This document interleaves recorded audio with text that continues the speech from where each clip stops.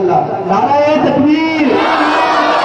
حضرت اقدس جناب حضرت مولانا مفتی عبدالسمیع صاحب، جناب حضرت مولانا مفتی عبدالسمیع صاحب، وہ سب حضرات سننے کے لیے تیار ہے نا؟ ماشاءاللہ سب حضرت کا استقبال کر رہے ہیں ماشاءاللہ۔ بھائی ایک کام اور کر لیں، آپ سے گزارش ہے ادب کے ساتھ،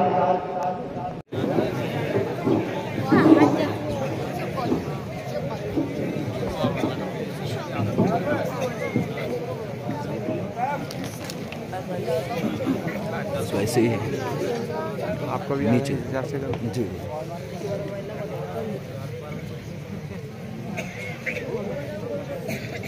الحمد لله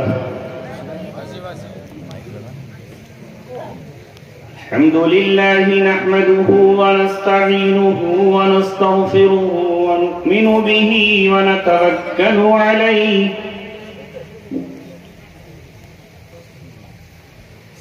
ونعوذ بالله من شرور أنفسنا ومن سيئات أعمالنا من يهده الله فلا مضل له ومن يضلله فلا هادي له ونشهد أن لا إله إلا الله وحده لا شريك له ونشهد أن سيدنا وسندنا وشفيعنا وحبيبنا ومولانا محمدا عبده ورسوله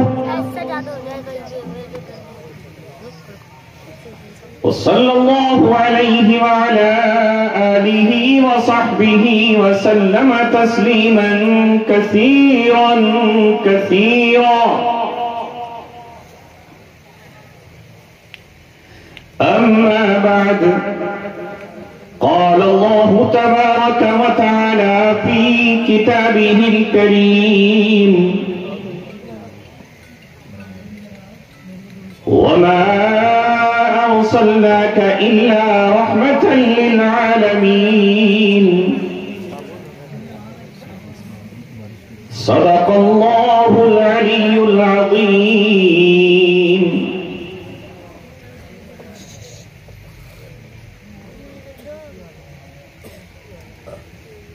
کبھی اے نوجوان مسلم تدبر بھی کیا تو نے؟ کبھی اے نوجوان مسلم تدبر بھی کیا تو نے؟ وہ کیا گردوں تھا جس کا تو ہے ایک ٹوٹا ہوا تارا؟ تجھے اس قوم نے پالا ہے آغوش محبت میں، کچل ڈالا تھا جس نے پاؤں میں تاج سرے ڈالا۔ غرض میں کیا کہوں تجھ سے کہ وہ صحرا نشی کیا تھے، جہاں بانو جہاں گیرو جہاں دارو جہاں آرا، اگر چاہوں تو نقشہ کھینچ کر الفاظ میں رکھ دوں، مگر تیرے تخیل سے فزوں تر ہے وہ نظارہ۔ گنوا دی ہم نے جو اسلاف سے میراث پائی تھی، گنوا دی ہم نے جو اسلاف سے میراث پائی تھی، سریا سے زمین پر آسمان نے ہم کو دے مارا۔ تجھے آبا سے اپنے کوئی نسبت ہو نہیں سکتی کہ تو گفتار وہ کردار، تو ثابت وہ سیارہ۔ مسجد تو بنا لی شب بھر میں ایمان کی حرارت والوں نے، من اپنا پرانا پاپی ہے برسوں میں نمازی بن نہ سکا، کیا خوب امیر فیصل کو پیغام دیا سنوسی نے، تو نام و نسب کا حجازی ہے پر دل کا حجازی بن نہ سکا۔ تر آنکھیں تو ہو جاتی ہیں پر حاصل کیا اس رونے سے، تر آنکھیں تو ہو جاتی ہیں پر حاصل کیا اس رونے سے، جب خون جگر کی آمیزش سے اشک پیازی بن نہ سکا۔ سرزمین جئی پر تشریف فرما امت مسلمہ اور ملت اسلامیہ کے بے باک غیرت مند غیور نوجوانوں، اسٹیج پر تشریف فرما علماء کرام، شعراء نظام، حفاظ کرام، ائمہ مساجد اور مؤذنین، محتممین و مدرسین حضرات، میں آپ تمام حضرات کا دل کی اتاہ گہرائیوں سے شکر ادا کرتا ہوں کہ آج اس بزم میں بالخصوص ناظم جلسہ مولانا ولی اللہ صاحب اور حضرت مفتی آس محمد صاحب، یہ دونوں میری دہلیز تک، میرے غربت کدے تک پہنچ گئے۔ میں نے دامن بچانا چاہا، انہوں نے دامن ہی پکڑ لیا۔ میں نے ان سے چھٹکارا چاہا مگر چھوڑنے کا نام ہی نہیں لیا، اور پھر آخر مجھے اس بستی کی پرانی یادوں میں، ماضی کے جھرونکوں میں یہ مجھے لے گئے، اور پھر مجھے یاد آیا کہ کتنی راتیں، کتنے دن، تہجد میں کتنے آنسو، اور تنہائیوں میں میں نے کتنی ایڑیاں رگڑی۔ مولا وہ کون سا دن ہوگا، وہ کون سی گھڑی ہوگی، وہ کون سی ساتھ ہوگی، وہ کون سا لمحہ ہوگا جب میں اپنے نوجوانوں کو دیکھ سکوں گا، پیارے بچوں کو دیکھ پاؤں گا، نعت نبی اپنے کانوں سے سن سکوں گا، اور کیا میں کبھی اس امت کو پھر سے خطاب کر پاؤں گا؟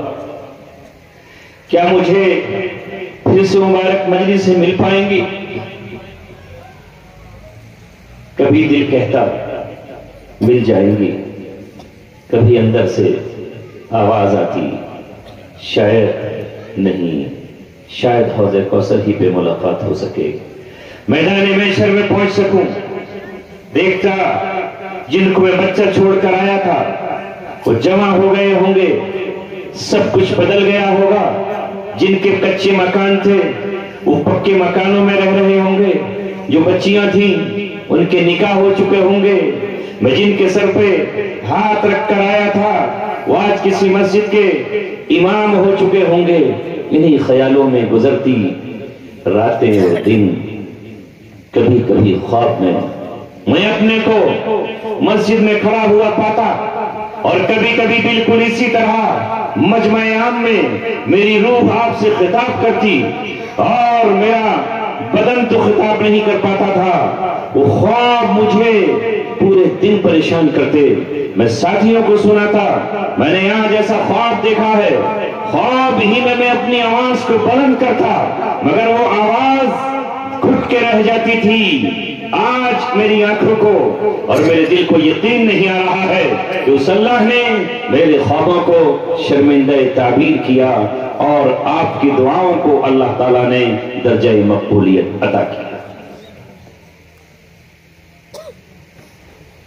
میں کل جب یہاں حاضر ہوا تھا تو یہ عمارت نہیں تھی، اور سبحان اللہ اتنا عظیم مجمع اس میں کثیر تعداد نوجوانوں کی ہے۔ محبت مجھے ان جوانوں سے ہے ستاروں پہ جو ڈالتے ہیں کمن، عقابی روح جب بیدار ہوتی ہے جوانوں میں، نظر آتی ہے ان کو اپنی منزل آسمانوں میں۔ نہو نومیدی زوال علم و عرفاں ہے، امید مرد مومن ہے خدا کے رازدانوں میں۔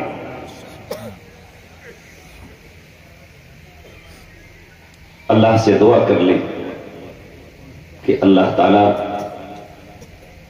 ہماری اس محبت کو قبول فرمائے، اور یہ مبارک اجتماع قبول کر لیا جائے۔ میرے پاس کہنے کو کچھ نہیں ہے، دینے کے لیے بھی آپ کو کچھ نہیں ہے۔ جو شخص 7 سال محروم رہا ہو ہر طرح سے، وہ آپ کو کیا دے سکتا ہے؟ نہ کتابیں دستیاب جن کا مطالعہ کرتے، نہ لٹریچر موجود جسے پڑھتے، نہ وہاں کوئی ایسے سادھن کہ سن کر ہی یاد کر لیتے، بس دل کا قرار، آنکھوں کا سکون اور دل کی تشفی اگر کسی چیز میں تھی تو وہ اللہ تبارک و تعالیٰ کی کتاب قرآن مقدس تھا، جس سے باتیں کرتے ہوئے، جس کے ترجمے میں کھو کر، جس کے الفاظ کو پڑھ کر، جس کے الفاظ کو رٹ کر، جسے سینے سے لگا کر دوسرے ساتھیوں کو منتقل کر کے اپنا دن صبح اور شام کٹ رہی تھی۔ واقعی اللہ تبارک و تعالیٰ کی کتاب عظیم ترین کتاب ہے۔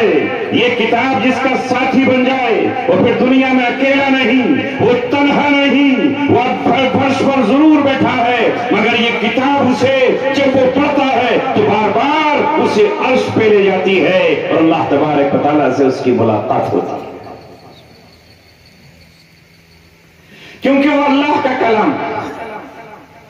اور جب وہ اللہ کا نام لیتا ہے اور اللہ تبارک و تعالیٰ پھر اس سے اپنے کلام کی گفتگو کرتا ہے تو وہ اس دنیا میں کہاں رہتا ہے؟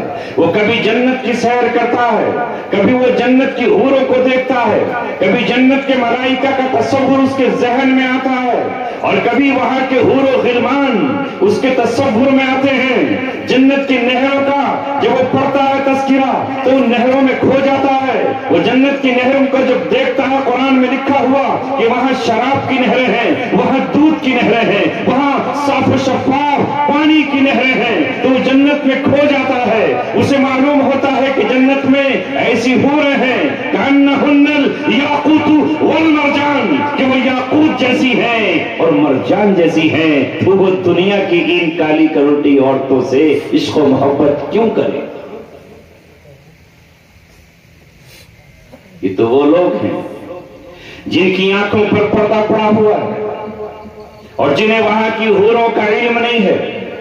دنیا کی شراب وہ مسلم نوجوان اپنے ہونٹوں سے کیوں لگائے گا اور وہ اپنے ہاتھوں میں کیوں اٹھائے گا، وہ اپنے حلق سے نیچے کیوں اتارے گا؟ جسے یقین ہو کہ وہ جنت کی شراب کا منتظر ہے، بس اتنی ہی دیر ہے کہ ابھی ملک الموت آ جائے اور بس وہ چل پڑے۔ جسے یقین ہو کہ وہ جنت میں شراب پیے گا، اس گندی شراب سے وہ اپنی زبان کو کیوں محروم کرے گا؟ جسے اس بات کا یقین ہو کہ محمد رسول اللہ اپنی حوض پر کھڑے ہوں گے اور ہم پیاس کی عالم میں جب پہنچیں گے تو وہ حوض کوثر اسی زبان کو نصیب ہوگا جو زبان دنیا میں حلال کھاتی ہے اور حرام سے اپنے کو بچاتی ہے، وہ زبان جو نشے سے ناپاک نہیں ہوتی اور حلال چیزیں استعمال کرتی ہے، وہ حوض کوثر کی طلب میں اس دنیا کے جاموں کو ٹھکرائے گا۔ اور جس طرح ایک مسلمان روزے میں جائز ہوتے ہوئے پانی کا استعمال نہیں کرتا، جائز ہوتے ہوئے کھانے کا استعمال نہیں کرتا، جائز ہوتے ہوئے پھلوں کا استعمال نہیں کرتا، اسی طرح ایک مسلمان اس یقین کے ساتھ ان چیزوں کا رمضان کے باہر بھی استعمال نہیں کرتا جو اس کے رب نے اس پہ حرام قرار دیا۔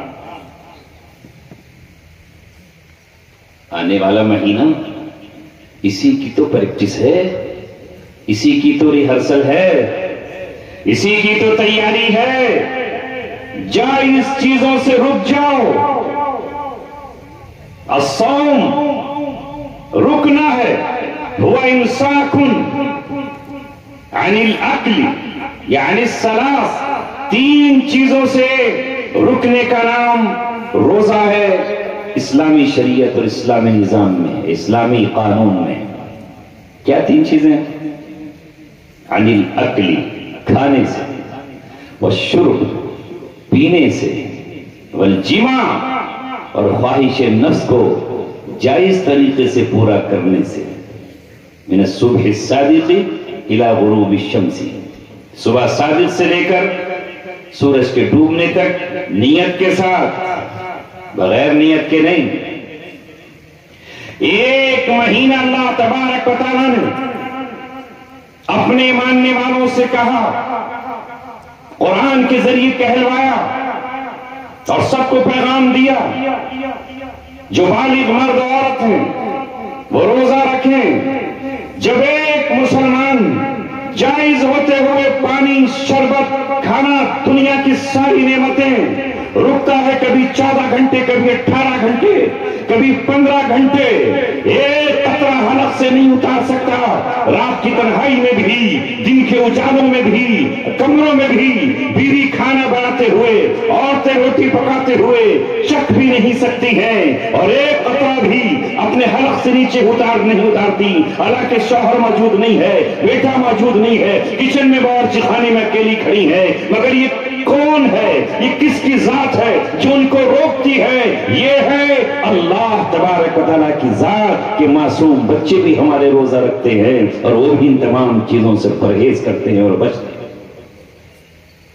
ऐ मुसलमानों, मेरा आपसे सवाल ये है कि तुम जिस दीन को मानते हो, जून और जुलाई के रोजे आपने रखे हैं, पिछले साल कितनी सख्त गर्मी थी, रमजान में आपने रखे हैं, जब तुम एक महीना ये कंट्रोल कर सकते हो और करने पर काबिल हो और दुनिया की कौमों को करके दिखाते हो, वो हैरत ज़दा होते हैं कि तुम्हारा रोजा ऐसा है जिसमें तुम एक कतरा, एक दाना, एक लुक़मा नहीं चख सकते, फल का एक कतरा नहीं खा सकते।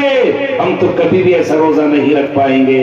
तो वो तुम्हें कितना मजबूत समझते हैं, जमा बीवी हो और मर्द भी जमा हो, नया निकाह हुआ हो, मगर उस वक्त भी हम अपने को पूरी तरह कंट्रोल करके दिखाते हैं। तो अल्लाह ये भी तो कहता है, ये ताकत, ये एनर्जी, ये कुव्वत, ये तुम्हें पूरे साल के 11 महीने करनी है। जो चीज जायज है बस उसी का इस्तेमाल करना है और नाजायज से अपने आप को रोक कर कंट्रोल करना। इसका नाम है मोमिन, इसका नाम है मुसलमान। मगर जरा नौजवानों, अपने मुआशरे को देखो और आज अपने समाज को देखो, इतना सख्त रोजा रखने वाला कहीं भी भटक रहा है। कितने नौजवान हैं।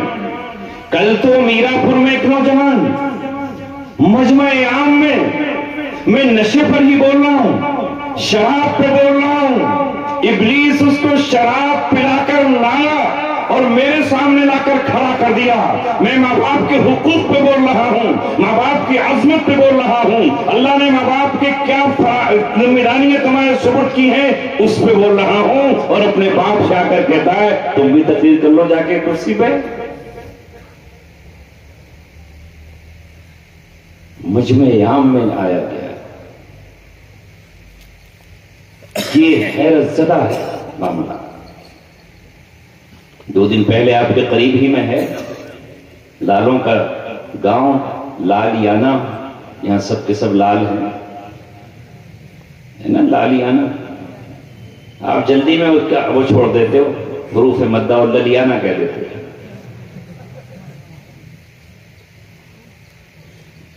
वहां पर बताया वहां के उलमा ने, यहां शराब आम चल रही है, अलल ऐलान डंके की चोट चल रही है और नौजवान जामे शराब पीकर बदमस्त फिर रहे हैं और कोई उनको ही पूछने वाला नहीं है कि आप कौन हो, क्या हो।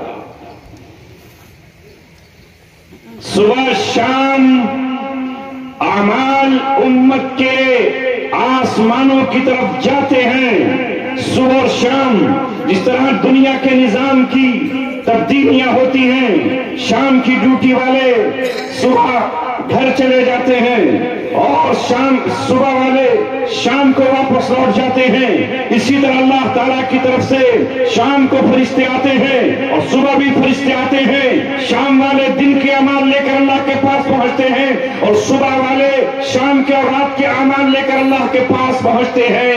याद रखो, जैसे अमाल आसमानों पर हमारे जाएंगे, अल्लाह ताला अर्श अज़ीम पर फैसले वैसे ही करता है, वैसे ही फैसले होंगे। अब जब हमारे मोमिनीन के, मुस्लिमीन के, अहले ईमान के मुंह से निकलने वाली शराब और नशे की बदबू पूरी फजा को नापाक और बदबूदार बना रही हो, तो फैसले कहां से आएंगे? रौनकें कहां से आएंगी, बरकतें कहां से आएंगी। आज जिससे पूछो परेशान हाल है, कोई बीमारी से दो चार है, तो कोई बेरोजगारी से दो चार है, और कोई अपनी चोरों से परेशान है, तो कोई अपनी औलाद से शिकवा करता नजर आ रहा है। ये क्या है? सब कुछ होते हुए सुकून छिन गया, सब कुछ होते हुए राहत खत्म हो गई, माल होते हुए दिल की बेकरारियां मौजूद हैं। नहीं आएगा करार, करार वही मिलेगा जहां 1400 बरस पहले अल्लाह तबारक व तआला ने हमको कहा था, अला बिज़िक्रिल्लाहि तत्मइन्नुल कुलूब, दिलों का इत्मीनान, दिलों का चैन, दिलों की राहत, दिलों का सुकून चांदी की खनकते हुए सिक्कों में नहीं है, सोने के शर्फियों में नहीं है, दिरहम और दीनार में नहीं है, डॉलर में नहीं है, यूरो में नहीं है, किसी करेंसी में नहीं है। अगर दिल का सुकून चाहते हो तो अल्लाह का जिक्र करने लगो, कुरान पढ़ने लगो, याद इलाही में मसरूफ हो जाओ, नमाज में खड़े हो जाओ, फिर देखो दिल में कैसा सुरूर और सुकून आता है।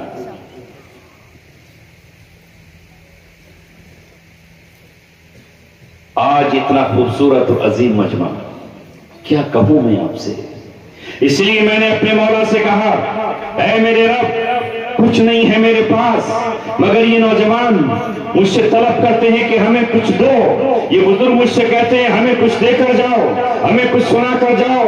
ऐ मौला, तेरे खजानों में कोई कमी नहीं है, ये मेरे पसरियों में जो दिल रखा हुआ है ये तेरा है, ये तूने बनाया है, ये जो मेरे जुबानों के बीच दरमियान ये जबान है ये तेरी है, ये गला तेरा है, जिस्म कमजोर है मगर तूने आवाज दी है। मैं कल भी इस उम्मत को पुकार रहा था और आज भी नौजवानों आपको पुकारता हूं और आपको दावत देता हूं और आपसे ये कहता हूं कि आज इस मजमे में तय करो कि हम अपने रब को राजी करके रहेंगे, अपने मौला को मना कर रहेंगे, हम अपने रब को रूठने नहीं देंगे और अपने रब से कहीं दूर नहीं भागेंगे।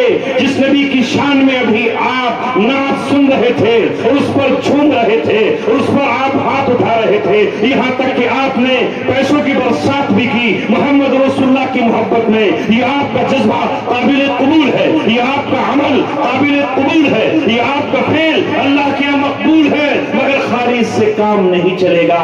वो मोहम्मद रसूलुल्लाह ये पैगाम लेकर आए हैं, अगर मुझसे मोहब्बत करते हो तो इताअत भी मेरी करो और इत्तिबा भी मेरी करो।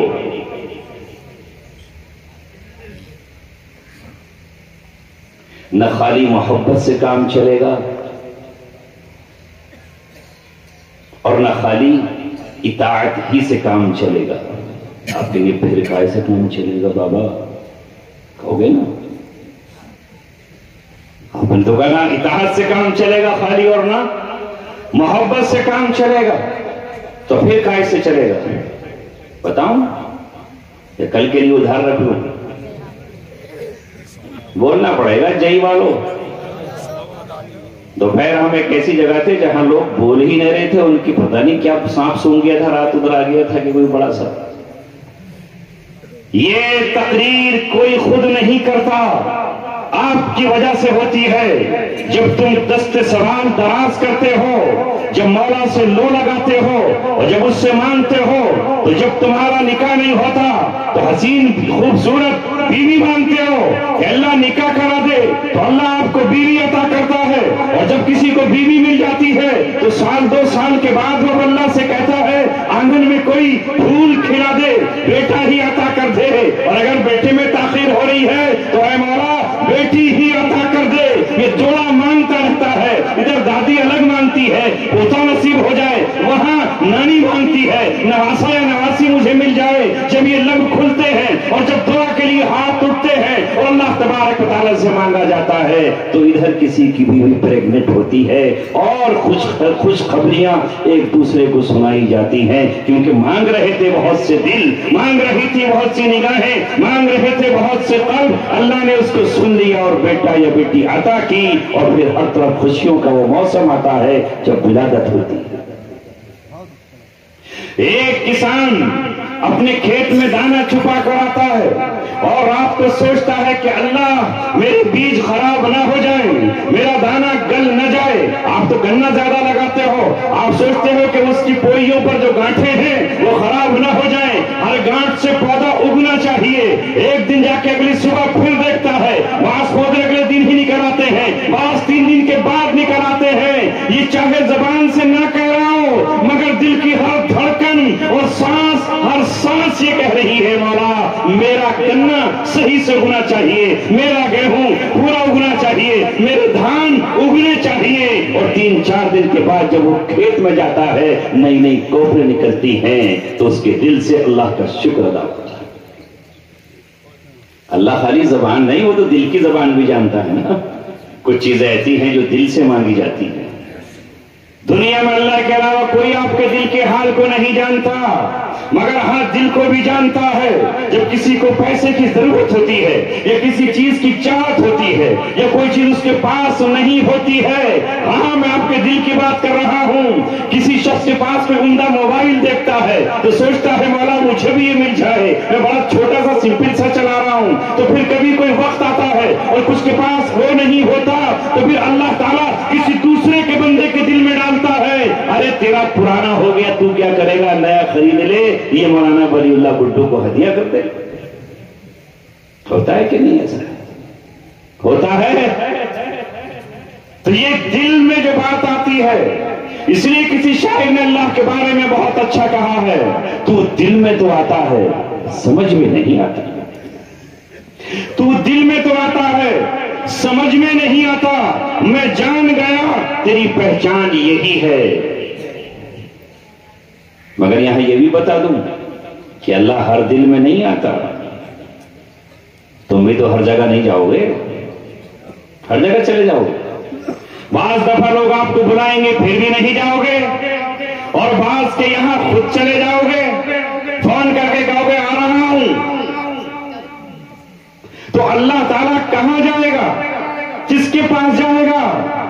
سچی بات یہ ہے کہ اللہ مومن کے دل میں جائے گا، اور مومن کے اس دل میں جائے گا جس دل میں اللہ تبارک کا کوئی دوسرا ہمسر نہ بیٹھا ہو، کوئی دوسرا شریک نہ بیٹھا ہو۔ اللہ تعالیٰ شرکت کو گوارا نہیں کرتا، اللہ تبارک و تعالیٰ شرک کو گوارا نہیں کر سکتا، کیونکہ وہ یکتا ہے، اکیلا ہے، واحد ہے، تنہا ہے۔ وہ اللہ تبارک و تعالیٰ اکیلا تمام دنیا کا مالک ہے، اس لیے اسے ادنا سی شرکت گوارا نہیں ہے۔ وہ یہ بھی گوارا نہیں کرتا کہ کوئی رسول کو اس کے ساتھ شریک ٹھہرائے، اس کے پیغمبر کو اس کا شریک ٹھہرائے۔ اللہ کبھی گوارا نہیں کرتا کہ فرشتوں کو وہ اس کا شریک ٹھہرائے، اس لیے کہ سب اس کی مخلوق ہے۔ نعرہ تکبیر، زور سے بولے نعرہ تکبیر۔ تو اللہ تبارک و تعالیٰ کس کے ساتھ ہوتا ہے اور کس دل میں ہوتا ہے؟ وہ اس دل میں ہوتا ہے جو دل دنیا کی محبت سے پاک ہو، غیر اللہ کی محبت سے پاک ہو، ان نقلی محبوبوں اور معشوقوں کی محبت سے پاک ہو۔ واللہ اس دل میں رہتا ہے جو دل حسد سے پاک ہو، جو کینے سے پاک ہو، جو بغض سے پاک ہو۔ وہ دل جس میں تکبر نہ ہو، بڑائی نہ ہو، فخر نہ ہو، غرور نہ ہو، اس دل میں اللہ تبارک و تعالیٰ رہتا ہے۔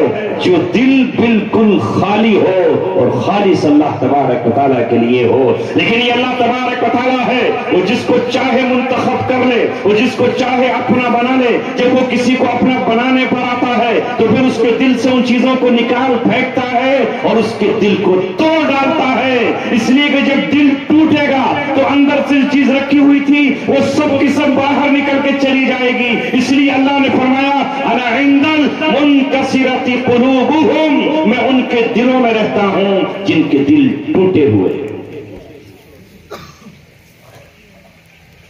دل توڑ کر اللہ پہلے وہ سب چیزیں نکالتا ہے، پھر اللہ تبارک و تعالیٰ اس میں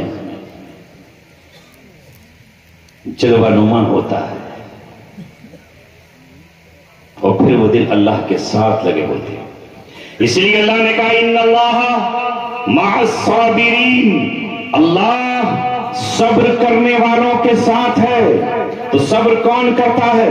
جس پہ کوئی مصیبت آئی ہو، جس پر کوئی تکلیف آئی ہو، جس کا کچھ چھن گیا ہو، جس کا کوئی مر گیا ہو، جو بہت زیادہ پریشان حال ہو، جس کی تجارت بند ہو گئی ہو، ہر وقت اس کی آنکھ میں آنسو ہوں اور دل غم زدہ ہو، نگاہیں اس کی پریشان حال ہوں، لہذا جب ان حال میں ہوتا ہے تو وہ کیا تکبر کرے گا، وہ کیا غرور کرے گا، وہ کیا فخر کرے گا، وہ تو ابھی رونے دھونے میں لگا ہوا ہے۔ اس لیے اللہ فرماتا ہے ان اللہ مع الصابرین، اللہ صبر کرنے والوں کے ساتھ ہے۔ بعض دفعہ زمانہ ہنستا ہے کسی کے حال پر، لیکن اس وقت اللہ تبارک و تعالیٰ اس کے ساتھ ہوتا ہے۔ تو میں بھی آپ سے عرض کر رہا تھا کہ خالی نہ محبت سے کام چلے گا اور نہ اطاعت سے کام چلے گا، پھر دونوں ایک ساتھ ہونی چاہیے، دونوں ایک ساتھ ہو اللہ تعالیٰ سے، تب کام چلے گا۔ بات آگے بڑھاؤں گا، لیکن اس سے پہلے ایک بات اور بتا دوں۔ اللہ تعالیٰ نے دو طرح کے حق اپنے بندوں پر عائد اور نافذ کیے ہیں۔ ایک کا تعلق ہے اللہ تبارک و تعالیٰ کی ذات سے، جن کو کہا جاتا ہے کہ وہ صرف اللہ کا حق ہے، حقوق اللہ، اور دوسرے وہ حق ہیں جو اللہ تبارک و تعالیٰ نے بندوں پر عائد کیے ہیں، بندوں کے ہیں وہ اللہ ہی کا حق، مگر اللہ نے کہا ہے کہ یہ تمہارے بندے کا حق میں نے مقرر کیا ہے۔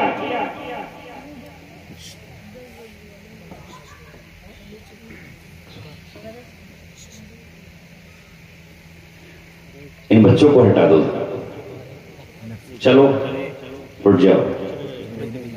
یہ ہر جلسے میں دیکھ رہا ہوں کہ ترتیب الٹی ہوئی ہے۔ میں پوچھ رہا ہوں آپ سے کہ بچے نماز میں کہاں کھڑے ہوں گے؟ کل سے امام بنا لینا، اگلے صف میں کھڑا کرنا۔ نکالو انہیں، چونکہ یہ کچھ نہیں کرتے، خالی شور مچانے کے لیے اوپر بیٹھے ہوئے، ان کی سمجھ میں کچھ آپ آگے آؤ جن کو آگے آنا ہے، اور یہ ادھر سائڈ میں بیٹھو۔ جب ان کا پروگرام ختم ہو جائے تو ناظم صاحب آپ ماشاءاللہ بہت بڑھیا ناظم ہیں، میں نے بہت سارے ناظم دیکھے ہیں، لیکن آج میں نے آپ کی تھوڑی سی نظامت دیکھی۔ ناظم کا مطلب ہے پورے پروگرام کو کنٹرول کرنے والا، ہمیں بھی کنٹرول کرنے والا۔ اگر آپ اس طرح کا نظام بنائیں تو جیسے ہی کوئی صحیح سا مقرر بیٹھے جس کی آنکھ کھلی ہو، کیونکہ اسے نظر آئے گا۔ ہمارے قاری صاحب بیٹھے ہیں، قاری صاحب کے سامنے کوئی بیٹھا ہو، قاری صاحب کیا، قاری صاحب تو عرش اعظم پہ اپنا سینہ لگا کر بات شروع کر دیں گے، لیکن دیکھنے والے پر امپریشن پڑتا ہے سامنے۔ بس افراتفری، کچھ لوگوں کو موقع مل گیا جانے کا، جاؤ جاؤ جاؤ، کوئی بات نہیں، چھٹائی تو کچھ ہوگی۔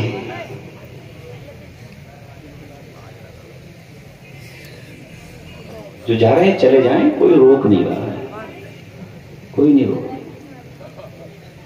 جو بیٹھے گا اپنے لیے، اور جو جائے گا وہ پانی پی کے واپس آ جائے گا۔ پیاس لگ گئی ہوگی، جو کہ بول میں رہا ہوں، پیاس ان کو لگی ہوگی۔ بیٹھ جاؤ بھائی، باقی حضرات کھڑے ہوئے مت تکو مجھے، یہ تکتے ہوئے اچھے نہیں لگتے لوگ۔ یا تو دفتر میں جا کے بیٹھ جاؤ، ناشتہ رکھا ہوا ہے وہاں پر، انگور بھی ہیں، سیب بھی ہیں، کیلے بھی ہیں، ہرے ہرے انگور ہیں، سنترا بھی ہے، تو دفتر میں جا کے کھا لو۔ اے بچوں، یا تو بیٹھو ادھر یا دفتر میں جاؤ، تماشے کی مجلس مت بناؤ۔ یہ اللہ اس کے رسول کی مجلس ہے، یہ شاعر و شاعرات کا مشاعرے کا پروگرام نہیں ہے، یہ ناٹک کا کوئی پروگرام نہیں ہے، یہ سیریل نہیں ہے، یہ اللہ اس کے رسول کی مجلس ہے، ابتدا سے لے کے انتہا تک۔ اور اس کا احترام جتنا ہم پر فرض ہے تم پر بھی فرض ہے، اور اس مجلس کی گستاخی اللہ تعالیٰ کی گستاخی ہے۔ یہاں کوئی افسانہ نہیں سنایا جا رہا، یہاں کوئی ناول یا داستان نہیں سنائی جا رہی، یہاں اللہ تعالیٰ کا کلام چاہے وہ تلاوت کی شکل میں سنایا جا رہا ہو یا نعت کی شکل میں محمد رسول اللہ کی نعت پڑھی جا رہی ہو، یا مجھ جیسا کوئی شخص آپ کے سامنے قرآن کی کسی آیت کی تشریح، اس کی تفسیر، اس کا مطلب بیان کر رہا ہو، یہ اللہ تبارک و تعالیٰ کی بات ہے۔ اس لیے ہم اس مجلس کو بے ترتیب نہیں ہونے دیں گے، اس مجلس کی ہم توہین نہیں ہونے دیں گے۔ اللہ تبارک و تعالیٰ کی عظمت کی مجلس کو عظمت والا بنائیں گے، اس لیے کہ ہمارا رب عظمت والا ہے، اس کے نام کو ہم زمین پر گرنے نہیں دیں گے، اس کے نام کو ہم کوئی ناپاکی نہیں لگنے دیں گے، اس کے نام پر ہم کوئی چیز برداشت اور گوارا نہیں کریں گے جب تک ہم بولیں گے، جس مجلس میں رہیں گے اے اللہ تیری کبریائی کا بھی اعلان کریں گے، تیری تقدیس کا اعلان کریں گے، تیری تسبیح کا اعلان کریں گے، تیری تنظیم کا اعلان کریں گے۔ یہ زبان جب تک جاگے گی، جب تک بولے گی، تجھے پاک اور مقدس کرے گی، جہاں تیرا نام ہوگا وہاں گھنگرو سانپ اور مزاح کو کبھی نہیں چلنے دیں گے۔ نعرہ تکبیر، نعرہ تکبیر۔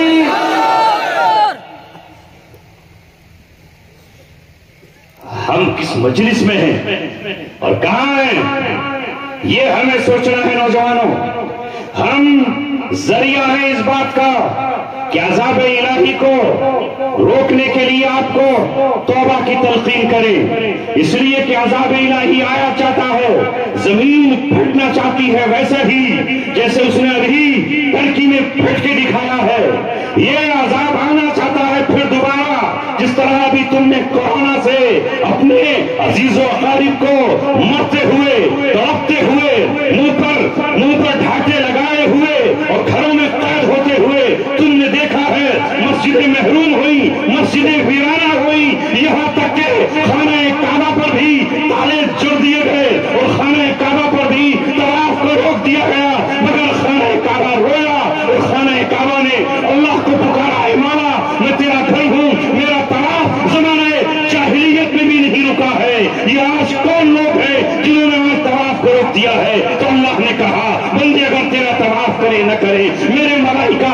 طواف کرتے رہیں گے، اور ملائکہ کے ساتھ میں پھر ان پرندوں کو بھیج رہا ہوں جو کل تیری حفاظت کے لیے امرہا کے رسول پر آئے تھے۔ ساری دنیا نے وہ ویڈیو دیکھی ہے، اس قید خانے میں نے بھی وہ ویڈیو دیکھی کہ پرندے خانہ کعبہ کا طواف کر رہے تھے، نہیں کر رہے تھے۔ یہ مسجدوں نے پکارا اللہ کو، میناروں نے آواز دی، اس کی صفوں نے صدا لگائی، اس کی ممبروں میں محراب نے پکارا میں خالی ہو گئی، مولا اس عذاب کو دور کر دے۔ حج رک گیا، عمرہ رک گیا، حج بند ہو گیا تو خانہ کعبہ نے آواز دی، حجر اسود نے اللہ تبارک و تعالیٰ کو پکارا، مسجد نبوی سے آوازیں آئیں، رسول اللہ صلی اللہ علیہ وسلم کی زیارت رک گئی اور ریاض الجنہ میں بیٹھنا کم ہو گیا اور اصحاب صفہ کا چبوترا ترس گیا، تو اللہ تعالیٰ نے کورونا سے کہا ٹھہر، میں نے عبرت کے لیے بھیجا تھا، اور ساری دنیا کو بتا دیا، اپنی بڑائی کے دعوے کرنے والوں، اپنے آلات کا دعویٰ کرنے والوں، ساری دنیا کو اپنی مٹھی میں کنٹرول کرنے والا امریکہ نہیں کر سکا، لاشیں تڑپتی رہی، چائنا بے بس ہو گیا، ہندوستان جیسا ترقی یافتہ ملک دلی میں آکسیجن ختم ہوا، ڈاکٹر روتے تھے، بلبلاتے تھے، ڈاکٹر تڑپتے تھے، آئے کہ آکسیجن بھیج دو، یہ حال ہو گیا۔ اللہ نے یہ بتایا ہے بادشاہوں تمہاری اوقات کیا ہے، تم بلوں میں چھپ گئے تھے، تم کمروں میں چھپ گئے تھے، کوئی وزیر دوسرے وزیر سے نہیں مل رہا تھا، سفر بند کر دیے گئے تھے، اگر میں اس عذاب کو 6 سال 7 سال چلا دوں تو تمہارا حال کیا ہوتا؟ وہ ہے اللہ، اس کی قوت سے ہم سب کو ڈرنا چاہیے۔ کبھی بھی کسی بھی شکل میں عذاب الہی آ سکتا ہے، وہ کب رکتا ہے؟ جب اس کے محبوب زمین پر ہوتے ہیں، جب اس کے محبوب کی سنتیں زمین پر زندہ ہوتی، جب اس کا کلام پڑھ کر سنایا جاتا ہے، جب اس کی طرف لوگوں کو بلایا جاتا ہے۔ اس لیے دور حاضر میں یہ مدد سے بڑی غنیمت ہے. یہ اجلاس کہیں ہو رہے تھے؟ کر سکتے تھے؟ جمع ہو جاتے تھے؟ جب مسجد میں 5 کی گنجائش تھی تو یہاں یہ اتنا بڑا مجمع ہو جاتا. اس لیے اللہ تعالیٰ کا شکر ادا کریں، اہل ایمان بھی، اہل مدارس بھی، اور ہم سب اور تمام دنیا کی قومیں جو اللہ کو کسی نہ کسی شکل میں مانتی ہیں، ان سب کو اپنے پروردگار، اپنے پالنہار، اپنے خالق کا شکر ادا کرنا چاہیے، اور ہر طرح کے ظلم و ستم سے ہر ایک کو توبہ کرنی چاہیے، ورنہ اللہ تبارک و تعالیٰ کب کس پر عذاب مسلط کرتے ہیں. بچوں نے موضوع ہی تبدیل کر دیا. کوئی بات نہیں، میں نے تو پہلے ہی آپ سے کہا تھا وہاں سے جو ملے گا وہ میں آپ کو دوں گا. اللہ کے رسول نے فرمایا انما قاسم واللہ یعطی، میں تقسیم کرنے والا ہوں، دینے والی اللہ کی ذات ہے. اللہ چاہتا ہے اس مجمع پر اپنے پیار کی نظر، اور وہ یہ چاہتا ہے کہ اس کا پیغام آپ تک پہنچایا جائے. تو میں یہ عرض کر رہا تھا کہ محبت کے ساتھ اطاعت، اور اطاعت کے ساتھ ہو محبت. اس سے پہلے میں ایک بات آپ سے کہنا چاہتا تھا. کیا؟ اللہ نے 2 حق متعین کیے ہیں. ایک خالص اللہ کا حق ہے، یاد رہے گا، 2 باتیں تو یاد رہیں گی. ایک خالص اللہ کا حق ہے، اور دوسرا بندوں کا حق ہے، اس کی مخلوق کا حق ہے. جو ان دونوں کو ساتھ ساتھ ادا کرے گا وہ اللہ کا چہیتا اور پیارا بندہ ہے. جو ان میں سے ایک کو چھوڑ دے گا اللہ کی نظر میں اس کی کوئی حیثیت نہیں. آج یہی پریشانی ہے ہماری کہ ہم ایک حق پر تو لگے ہوئے ہیں. بڑی معذرت کے ساتھ کہہ رہا ہوں، کڑوی بات ہے، تلخ بات ہے، مگر سب کو پینے پڑے گی. ہم سبھی ہم نے اپنے 2 طبقے بنا لیے ہیں. عموماً ایک طبقہ تو اللہ تبارک و تعالیٰ کو بس راضی کرنے لگا ہے کہ میں اسی کے حق ادا کروں گا، اور وہ سمجھتا ہے کہ بس اللہ تبارک و تعالیٰ کا حق 24 گھنٹے مسجد میں رہوں، ہر وقت میرے ہاتھ میں تسبیحات رہیں، ہر وقت میں سجدے میں رہوں، ہر وقت میں بس اللہ کو یاد کرتا رہوں، دن بھر روزہ رکھوں اور رات کو قیام اللیل کروں، تو اللہ تبارک و تعالیٰ مجھ سے سب سے زیادہ راضی ہو جائے گا. اور بعض یہاں تک آگے بڑھ جاتے ہیں کہ وہ نکاح بھی نہ کریں اور بچوں سے بھی دور رہیں. اسی کو رسول اللہ صلی اللہ علیہ وسلم نے فرمایا تھا لا رہبانیت فی الاسلام. یہ رہبانیت پچھلے دین میں، دین عیسوی میں لوگوں نے اپنی طرف سے ایجاد کر لی تھی. اللہ نے ایسا دین نہیں دیا تھا. اس لیے میں جو اسلام لے کر آیا ہوں اس میں رہبانیت نہیں ہے. تمہیں نکاح بھی کرنے ہیں، میں محمد رسول اللہ نے نکاح کیا ہے، اور میں ہی نہیں، آدم سے لے کر مجھ تک کوئی رسول ایسا نہیں آیا جس نے نکاح نہیں کیا ہو سوائے حضرت عیسیٰ اور حضرت یحییٰ علیہ السلام کے. یحییٰ علیہ السلام تو شہید کر دیے گئے، اور عیسیٰ علیہ السلام ابھی زندہ ہے، تابندہ ہے، موجود ہے، قرب قیامت آئیں گے اور نکاح بھی فرمائیں گے. کوئی نبی ایسا نہیں جسے نہ کیا ہو، مگر امتی کہتا ہے کہ مجھے نکاح کی ضرورت کیا ہے، ورنہ اللہ سے تعلق میں کچھ کمی پیدا ہو جائے. دیکھو داؤد علیہ السلام نبی بھی ہیں اور پیغمبر ہیں، صاحب کتاب ہیں، وقت کے بادشاہ بھی ہیں، اولاد بھی ہے، اور اللہ نے ان کو سلیمان علیہ السلام جیسا بیٹا بھی عنایت کیا. کوئی ولایت نبوت کا مقام نہیں حاصل کر سکتی، مگر حضرت داؤد کو بادشاہت دے کر اور حضرت سلیمان علیہ السلام کو سلطنت ہی نہیں، پرندوں پر، چرندوں پر، شیاطین پر پر، جنات پر، دریاؤں پر، ہواؤں پر بادشاہت دے کر اللہ نے یہ کہا کہ میرا تعلق حکومت کے ساتھ بھی مجھ سے ہو سکتا ہے اور بیوی بچوں کے ساتھ ہو سکتا ہے. اس کی نمونہ ہے تمہارے لیے داؤد اور سلیمان علیہ السلام. تو اے آج کے راہب تو یہ کیوں سمجھتا ہے کہ میں بیوی میں رہ کر یا بچوں میں رہ کر یا اس مخلوق سے مل کر کے اللہ سے تعلق میرا کٹ جائے گا؟ ہر کس کا نہیں.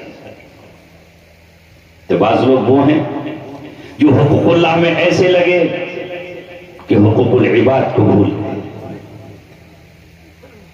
معاملات کی پرواہ ہی نہیں، کسی کا لے لیا تو دینے کا نام ہی نہیں. کیونکہ میں تو 5 وقتہ نمازی ہوں، تم 5 وقت کی پڑھتے ہو، میں تو 9 وقت کی پڑھتا ہوں. اللہ معاف فرمائے، میری تو اشراق قضا نہیں ہوتی. میں تہجد میں بھی اٹھ جاتا ہوں 3 بجے رات کے. بے شک یہ اللہ تعالیٰ کا آپ حق ادا کر رہے ہیں، اپنے اعمال میں اضافہ کر رہے ہیں. مگر اس نماز کے پڑھنے سے، اس تہجد کی ادائیگی سے اگر کسی کا 1 درہم تم نے نہیں دیا ہے لے کر، وہ معاف نہیں ہوگا. اگر کسی کا 1 کپڑا آپ نے نہیں دیا ہے وہ معاف نہیں ہوگا. اگر قرضہ تم نے لیا ہے اس کا قرض ادا نہیں کیا ہے تو لاکھ تم یہ سب کچھ کرتے رہو، اللہ تبارک و تعالیٰ جنت کے دربان سے کہے گا نو انٹری، اس کا داخلہ نہیں ہوگا جب تک اس کا قرض ادا نہ کر دیا جائے. یا تو قرضہ اس کی اولاد ادا کر دے یا قرضہ اس کی وراثت سے تقسیم کر دیا جائے. اس کو ٹھہرا کے رکھو کیونکہ یہ بندوں کا حق مار کیا ہے. میں نہیں کہہ رہا، رسول اللہ کی حدیث ہے، شہید بھی ہو جائے تو بھی جنت میں نہیں جائے گا. کیوں؟ یہ بندے کا حق ہے. بعض لوگ سمجھتے اس کے کیا ضرورت ہے، اس سے لے لیے، پھر اس سے پکڑ لیے، پھر اس کو ٹوپی اڑا دی، پھر اس کو چیٹ کر دی، پھر وہاں سے لے لیے اور کہنے کو کیا ہے؟ دیندار کہلا رہے ہیں. اللہ معاف فرمائے. پھر راز کھلتا ہے. اور دوسری طرف ہمارا وہ طبقہ ہے جو ہر وقت مخلوق کی خدمت میں لگا ہوا ہے. آج تھانے جانا ہے، دوپہر میں کچہری جانا ہے، شام کو وکیل صاحب کے پاس جانا ہے، پھر اس کے بعد تحصیلدار کے پاس جانا ہے، پھر ایس ڈی ایم کے پاس جانا ہے اور ڈی ایم کے پاس جانا ہے، کلکٹر کے پاس جانا ہے. یعنی وہ رات دن لگے ہوئے ہیں مخلوق کی خدمت میں. کیا تھانہ، کیا کچہری، کیا دفتر ایس ڈی ایم کا، صبح سے چوپال پر بیٹھے ہیں، بس مخلوق آ رہی ہے. ادھر مؤذن نے پکارا حی علی الصلاۃ، آؤ نماز کی طرف. یہ مخلوق کی خدمت اپنی جگہ. مگر اب وہ ہو جس نے یہ ہاتھ دیے ہیں، وہ کہہ رہا ہے کہ اب ہاتھ سینے پہ باندھ کر کھڑے ہو جاؤ. وہ کہہ رہا ہے کہ اب ہاتھ اٹھاؤ اور اللہ کی بڑائی کا اقرار کرو. وہ کہہ رہا ہے کہ جس نے یہ سوچنے کا دماغ دیا ہے، جس نے سوچنے کے لیے آپ کو بھیجا اور مغز دیا ہے، اسے زمین پر جھکاؤ. یہ جو دماغ کام کر رہا ہے، دماغ کا شکریہ ادا کرو. اس کے در پر سر جھکا کر یہ جن گھٹنوں سے چل رہے ہو، یہ زمین پر ٹیک دو سجدے میں جاتے ہوئے. جن ہاتھوں سے تم سب کچھ کر رہے ہو، ان ہاتھوں کو اللہ کے سامنے پھیلاؤ.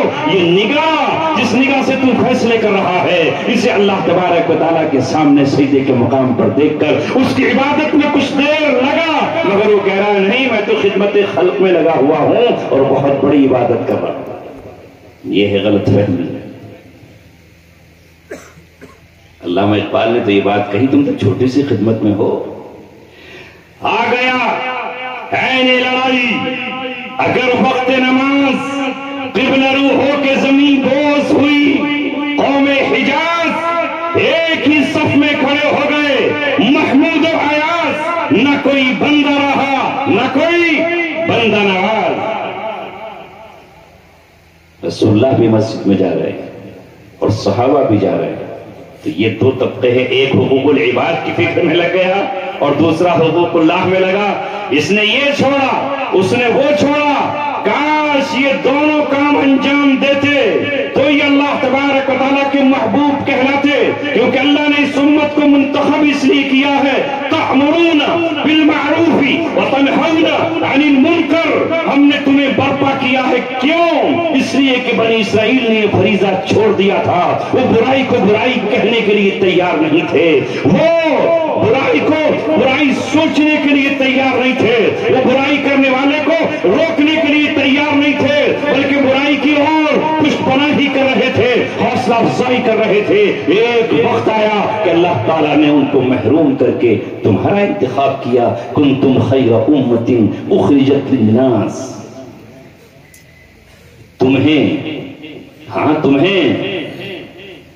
تم سے خطاب کر رہا ہے اللہ تعالیٰ، جنہوں نے قرآن کو اپنے گھروں میں رکھا ہوا ہے، اپنے دلوں میں رکھا ہوا ہے، اپنے بچوں کی زبانوں پر جاری کیا ہوا ہے، ان سے اللہ کہہ رہا ہے کنتم خیر امت اخرجت للناس. تمہیں برپا کیا ہے اللہ تعالیٰ نے انسانیت کے نفع کے لیے اور انسانیت کو دلدلوں سے نکالنے کے لیے، انسانیت کو بیڑیوں سے آزاد کرانے کے لیے، انسانوں کو معاشرے کی پاکی اور صفائی کے لیے تمہیں اس لیے برپا کیا گیا ہے. تمہاری ذمہ داری کیا ہے؟ تأمرون بالمعروف، تم حکم کرو اچھائیوں کا، وتنہون عن المنکر، اور روکو برائیوں سے، وتؤمنون باللہ، اور اللہ پر تم ایمان رکھتے ہو. کیونکہ برائیاں روکنے پر کچھ لوگ بجبی تو ہو جائیں گے، غصہ تو لائیں گے. کسی کو کسی کا مال کھانے سے روکو گے، ٹوکو گے تو وہ سامنے سے بھی آ جائے گا، اور طاقت ہوگی تو لٹھ نکال لائے گا.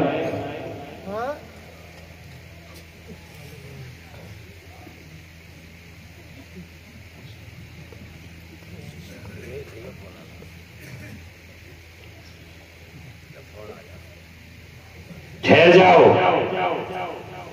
آئے ہو اس مجلس میں تو سب کو بھول کے آؤ. ممی پاپا محترمہ اہلیہ، تھوڑے 1 گھنٹے کے لیے بھول جاؤ، 2 گھنٹے کے لیے بھول جاؤ نا. جو قوم اتنی دیر کے لیے بھی قربانی نہیں دے سکتی، اس سے اگلا مطالبہ کیا کیا جا سکتا ہے؟ ہم بھی تو بھول کر آئے ہیں، فراموش کر کے آئے ہیں.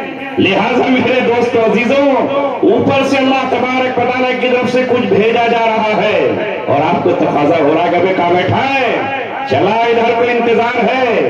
خدا نہ کرے یہ بات ہو، مگر ایسا ہی ہے. اس لیے اے نوجوانوں، اتنی قربانیاں تو آپ کو دو. یہ بات جیسا کہ مفتی صاحب نے فرمایا بہت دور تک جا سکتی ہے، اس میں گدلی اپن مت ملاؤ. وہ کہیں گے کس جگہ کا پروگرام ہے، کہاں کا پروگرام ہے. مفتی صاحب کو بار بار اسٹیئرنگ ادھر ادھر گھمانا پڑ رہا ہو، گیئر بدلنا پڑ رہا.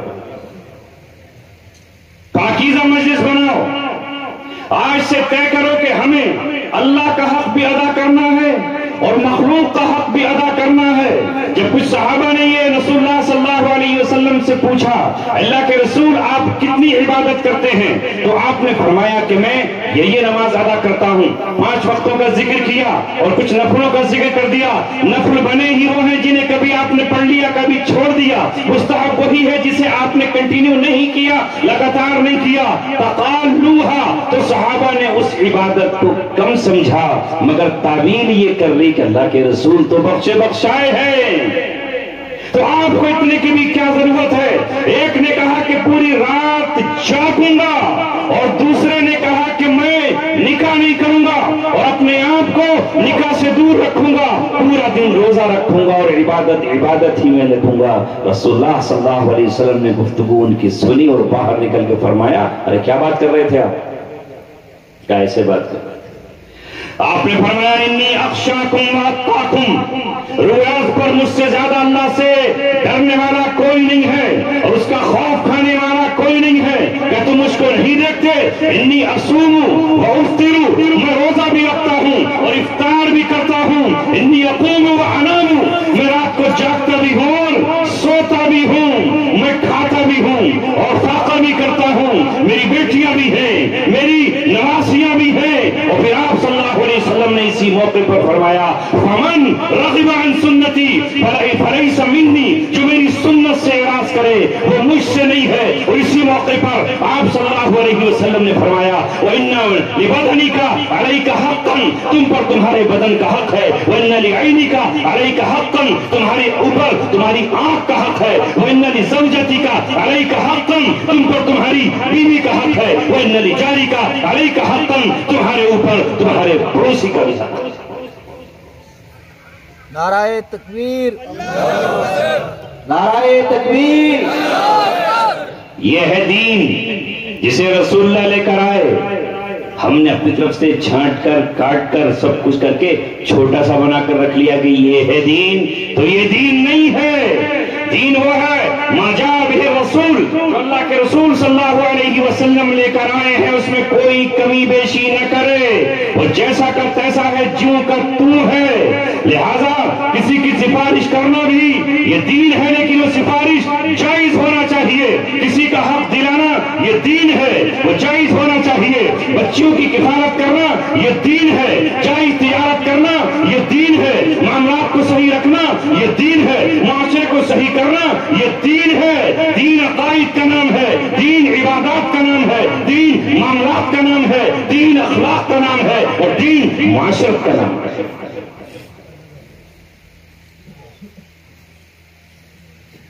جسے صحابہ نے اور قرآن نے ہم کو سکھایا. برائیوں کو روکنا یہ ذمہ داری ہے آپ کی، مگر ہم روکنے والے کہاں ہیں؟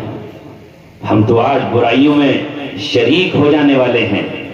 ہے کوئی جیالا، کوئی مائی کا لاڈ، کوئی محمد رسول اللہ کا غلام، نعتوں پر جھومنے والا، مدینے کے تصور میں کھو جانے والا، یہ طے کرے گا کہ جس کی شادی میں ڈی جے بجے، طوائف ناچے، جس شادی میں حقوق کی اللہ کی پامالی ہو، میں اس میں شرکت نہیں کروں گا. چاہے وہ میرے بھائی کا نکاح ہو، چاہے میری بھانجی کا نکاح ہو، اور چاہے میرے سالے کا نکاح ہو، اور چاہے میری سالی کا نکاح ہو، میں شرکت نہیں کروں گا. اگر اس میں باجا ہوتا ہے، گاجا ہوتا ہے، ڈانس ہوتا ہے، ڈسکو ہوتا ہے، اس میں شرابیں اٹھائی جاتی ہے، میں شرکت نہیں کروں گا. یہ طے کر کے بتاؤ، پھر کہلائے جاؤ گے عاشق رسول. ورنہ پوسٹر پر تو عاشق رسول کوئی بھی لکھوا سکتا ہے. اس کا پتہ اس وقت چلتا ہے کہ اللہ کو ناراض، اس کے رسول کو ناراض نہیں کروں گا، چاہے سارا زمانہ مجھ سے روٹ جائے. یہ تھے صحابہ کرام. آج اس مجلس میں عہد و پیمان اللہ سے کر کے اٹھو، سچے مسلمان بن کے اٹھو. پھر یہ آسمان تمہارے لیے روئے گا، یہ زمین تمہارے لیے دعا کرے گی، اللہ کے عرش کو اٹھانے والے فرشتے تمہارے لیے مغفرت کی دعا کریں گے اور اللہ سے آپ کے لیے سفارش کریں گے. ایسے بنو کہ فرشتے تمہاری سفارش اللہ تبارک و تعالیٰ سے کریں، چاہے تم 1 ہو، 1000 ہو، یا 5 اور 6 ہی کیوں نہ ہو. کثرت تعداد اللہ کے یہاں نہیں دیکھی.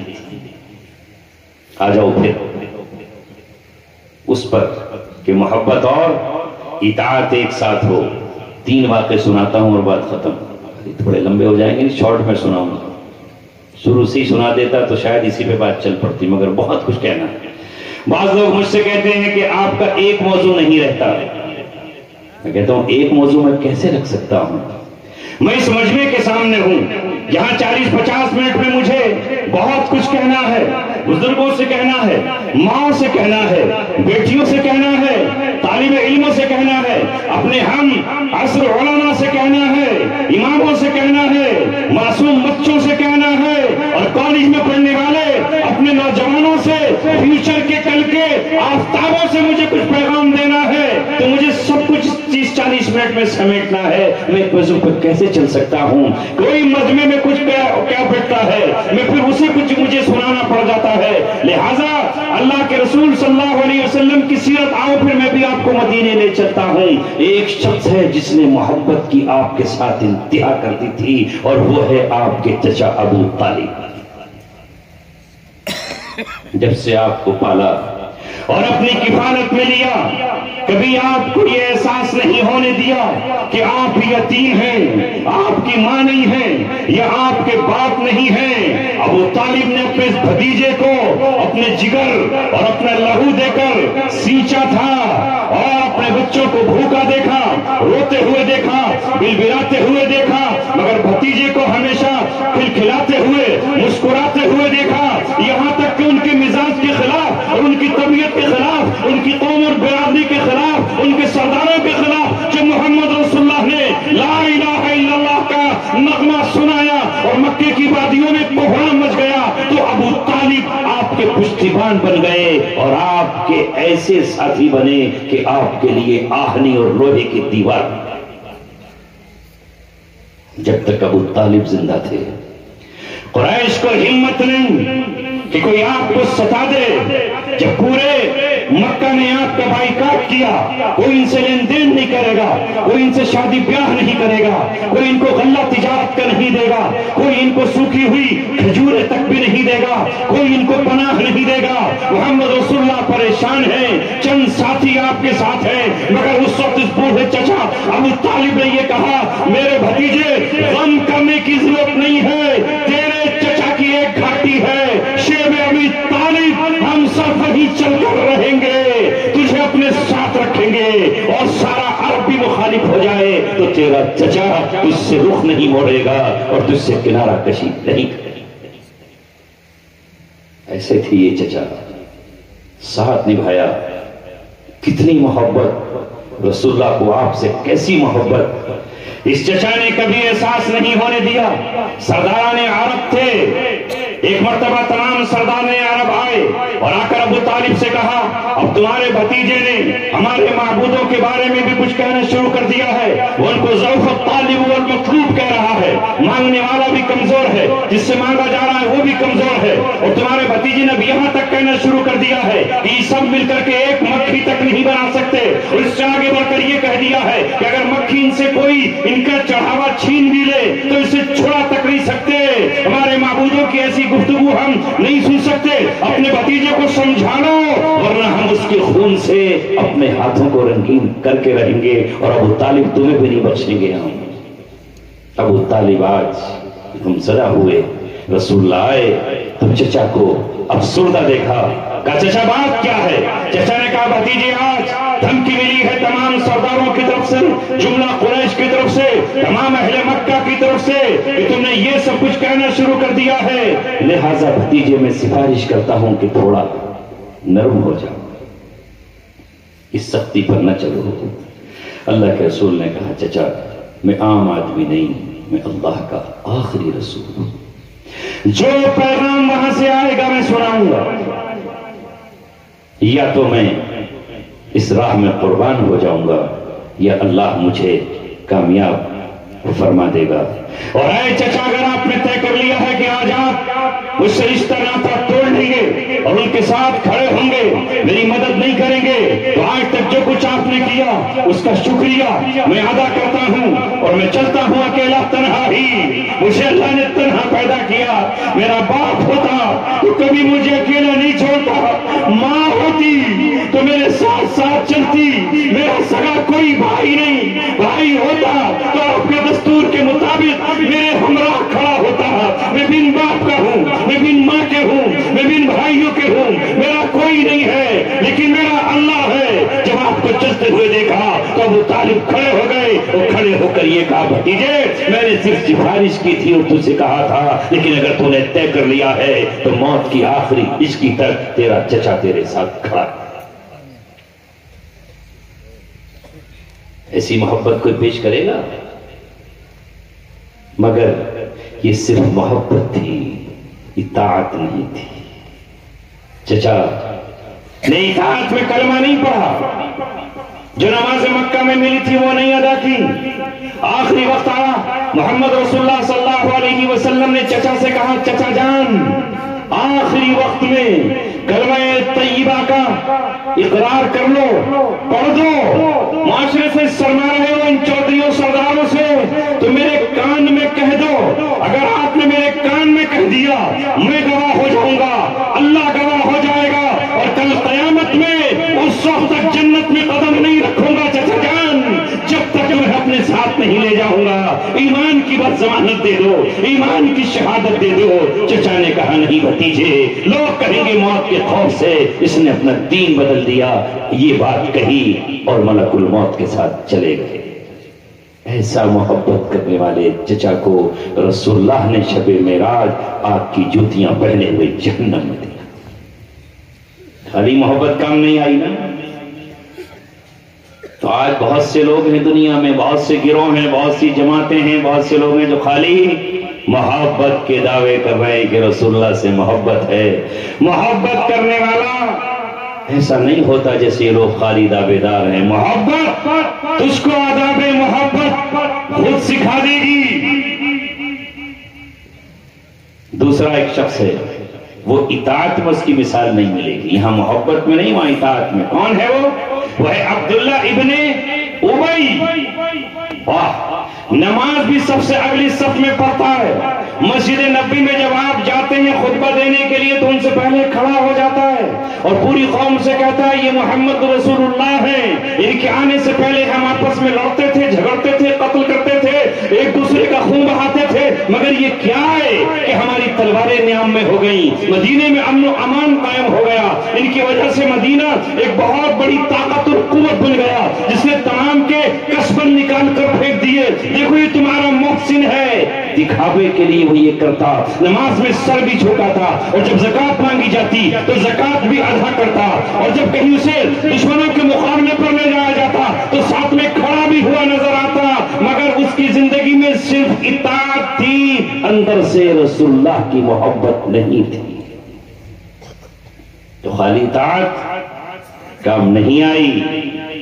یہاں تک کہ اللہ کے رسول نے اس کے بیٹے کی درخواست پر جب اس کے لیے مغفرت کی دعا کی اور اس کے لیے نماز جنازہ پڑھا دی اور جب اس کو کفن اپنے جوبے میں دے دیا اور اس کو اپنے ہاتھوں سے غسل دے کر جب آپ نے اللہم اغفر لمیتینا کہا تو اللہ تعالیٰ کی طرف سے پیغام آیا جو قرآن کی آیت بن چکا ہے. قیامت تک کے لیے اسے ہر حافظ پڑھتا رہے گا، ہر قاری دہراتا رہے گا. رمضان میں آپ سنو گے ان تستغفر لهم او لا تستغفر لهم ان تستغفر لهم 70 مرة فلن يغفر الله لهم. اے میرے محبوب، یہ منافقین ہیں، یہ تیری اطاعت دکھاوے کے لیے کرتے تھے، نمو نمود کے لیے کرتے تھے، شر سے بچنے کے لیے کرتے تھے، تمہاری قوت سے ڈرنے کے لیے کرتے تھے، دنیا چھوٹ نہ جائے اس لیے کرتے تھے، بدنامی سے ڈرنے کے لیے کرتے تھے. دل میں تیری محبت نہیں تھی، تیری بیوی کو یہ ماں نہیں مانتا تھا ورنہ اس پر زنا کی تہمت نہیں لگاتا.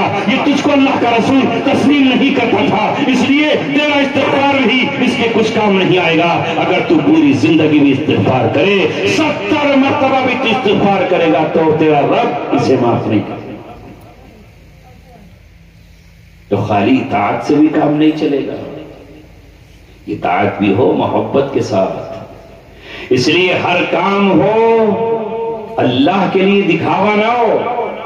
آج بہت سے کام دکھاوے کے لیے ہوتے ہیں، اللہ معاف فرمائے. تیسری ہے وہ جماعت صحابہ کی جس میں محبت کے ساتھ اطاعت بھی ہے. اس میں کس کس کا ذکر کروں؟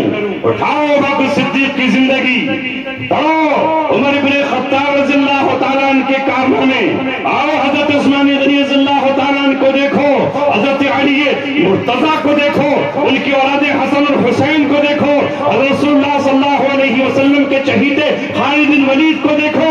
1,25,000 صحابہ کرام کی زندگی اٹھاؤ جن کی زندگی میں محبت بھی تھی، اطاعت بھی تھی، دونوں چیزیں ساتھ ساتھ تھیں. یہی اللہ تبارک و تعالیٰ کو چاہیے. جب حضرت عمر سے کہا گیا کہ تم میں سے کوئی بھی اس وقت تک مومن نہیں ہوگا جب تک وہ مجھے اپنی جان سے بھی زیادہ محبوب نہ سمجھ لے، تو حضرت عمر نے کہا اللہ کے رسول ابھی تک آپ مجھے اپنی جان کے علاوہ دنیا کی ہر چیز سے محبوب تھے. مجھے بیٹی حفصہ سے زیادہ محبوب تھے، مجھے اپنے وطن سے زیادہ محبوب تھے، مجھے اپنی قوم سے زیادہ محبوب تھے. لیکن آپ جب آپ نے یہ کہا ہے تو اب آج سے میں اپنی جان سے زیادہ آپ کو محبوب سمجھتا ہوں. اس وقت اللہ کے رسول نے کہا الآن یا عمر، اب ہوئے کامل مومن.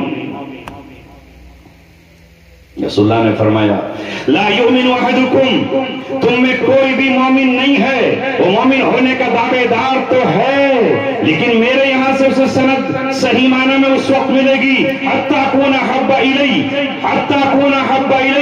من والدہ وولدہ والناس اجمعین، جب تک میں اسے محبوب نہ ہو جاؤں اس کے والد سے، اس کی اولاد سے اور تمام دنیا میں بسنے والی مخلوقات سے، انسانوں سے، جب جا کے وہ کامل مومن کہلائے گا.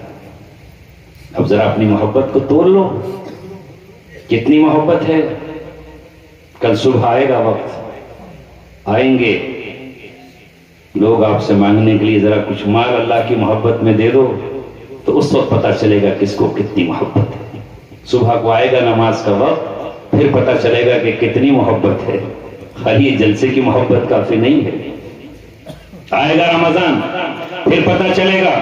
اس لیے میرے عزیزو، جسے محمد رسول اللہ سے محبت بھی ہو اور ساتھ میں اطاعت بھی ہو. اطاعت کا مطلب یہ ہے کہ جو انہوں نے کہا ہے وہ ہم سب کچھ کر گزریں. اگر نماز کا حکم دیا ہے تو نماز ادا کریں. اور انہوں نے زکوٰۃ کا بھی ہمیں حکم دیا ہے تو زکوٰۃ ادا کریں. انہوں نے بیوی کے ہم پر حقوق عائد کیے ہیں تو ہم اس کا بھی حق ادا کریں. اولاد کے ہم پر حق ہے ہم ان کا حق ادا کریں. پڑوسیوں کے ہم پر حق ہے ہم ان کا حق ادا کریں. جو کچھ ہم سے قرآن میں اور حدیث میں کہا گیا ہے اس کو بھی ہم ادا کرتے رہے. اللہ کا حق اللہ کو دیتے رہے اور مخلوق کا حق ہم مخلوق کو دیتے رہے. تب جا کر کے اللہ تبارک و تعالی ہم سے راضی ہوگا.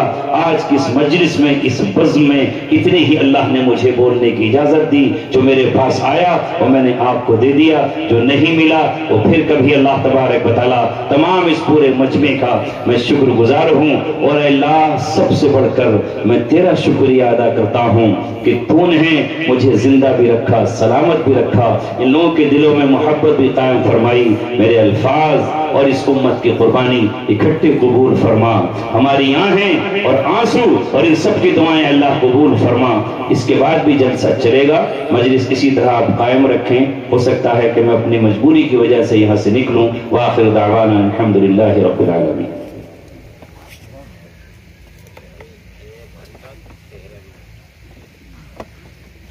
اب یہ نیک کام کے لیے پھر مجھے شریک کر دیا. ناظم ہو تو ایسا ہو. نیکی اور